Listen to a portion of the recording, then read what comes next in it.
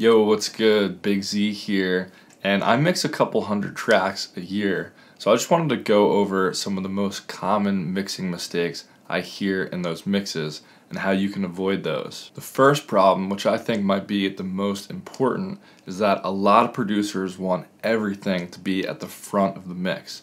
They want everything to be like really loud and high in the mix so you can really hear everything. But that's actually a huge mistake. Because think about the average listener that doesn't know anything about music, is just listening to a song. They just want one simple thing to latch onto that they're going to remember that song by. So the mix should be the same way. If you have a ton of synth parts and vocals and leads and everything all at the front of the mix, the listener's not really going to know what to latch onto and what to remember. So what you should do is in each section of the song, have one main thing for the listener to focus on and then build your mix around that. For example, in the verses, you'll probably want to build the mix around the lead vocal if your track is a lead vocal. So everything else should be a little bit lower than the lead vocal, and the lead vocal should really be at the forefront of the mix. In the drop or chorus, it might be like a lead synth that you want to be at the forefront of your mix and be louder than everything else. Just focus on one thing in each section of your song that the listener should focus on. So for an example, I have this random like instrumental house track that I'm working on.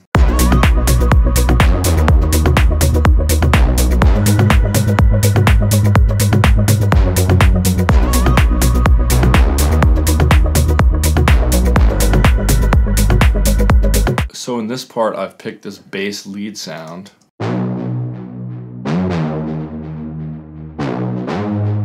As the focal point of the mix in the drop. And there are a couple ways to make things more present in your mix. One would be to make them brighter. Another one would be make them a little bit drier and not super wet. Because if you have a ton of reverb drowning a sound, it kind of pushes it to the back of the mix. And then the most obvious way is just to increase the volume. But notice how this sound isn't super wet and it's really bright and the volume is a little bit higher than everything else in the mix.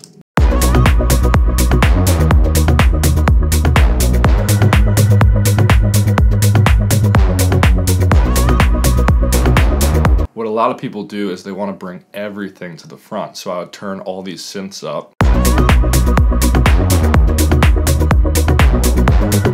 And maybe I would make the sub more present, the sub bass.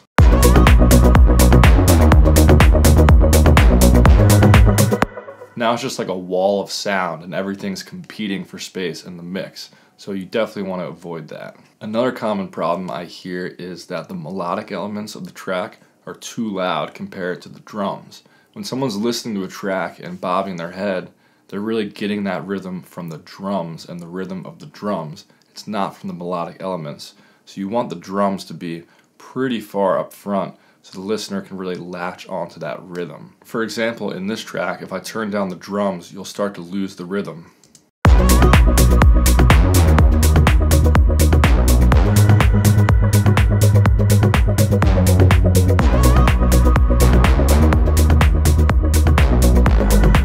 But people, when they're mixing, usually get really latched onto the melodic elements of their track, so they put them a little too high in the mix.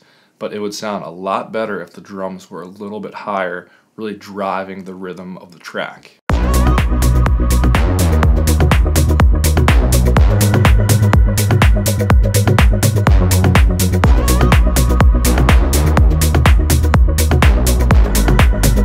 As always, you can use reference tracks, just reference tracks in a similar style to yours that are professional tracks by big producers, big artists, and you can hear what they're doing in their tracks and try to see how your tracks and your mix compares. The third problem I hear a lot is not using enough automation to let the energy flow back and forth at different parts of the mix. So like in the verse, you want lower energy, and obviously in the drop or chorus, you want higher energy, but you want to use automation to do that.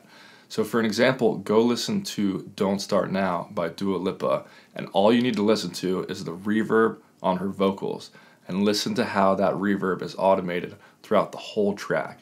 In the chorus, her vocals are super dry with like no reverb on them, so they're super upfront and loud. Then on the verses and the pre-chorus, they're really wet and atmospheric, so it's a big difference between the dry chorus and the wetter bridge and verses and all that. And this contrast is just a great tool to grab listeners' attention and just keep the energy of the song moving. Like in this track, I have a ton of automation on all these synths here.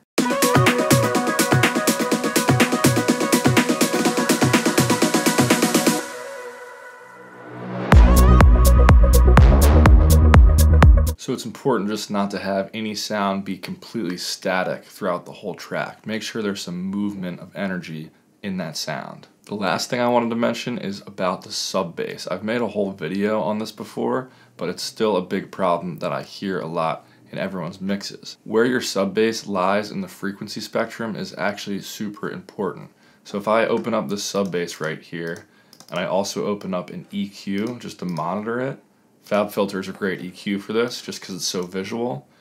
You really want your sub bass, the lowest notes in your sub bass, to be between 40 Hertz and 90 Hertz. Now really there aren't any rules in music production, but I try to follow this one because below 40 Hertz you really start to lose power in the sub and it just becomes muddy.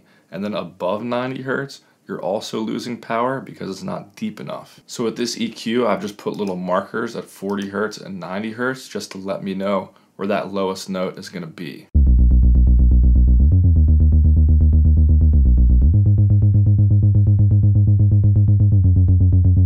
So these two notes you notice went above 90 Hertz, so I could probably make them more powerful if I were to just change the octave. You don't have to change the key of your track. If something is above or below 40 or 90 Hertz, just change the octave of that note so it fits in that frequency spectrum.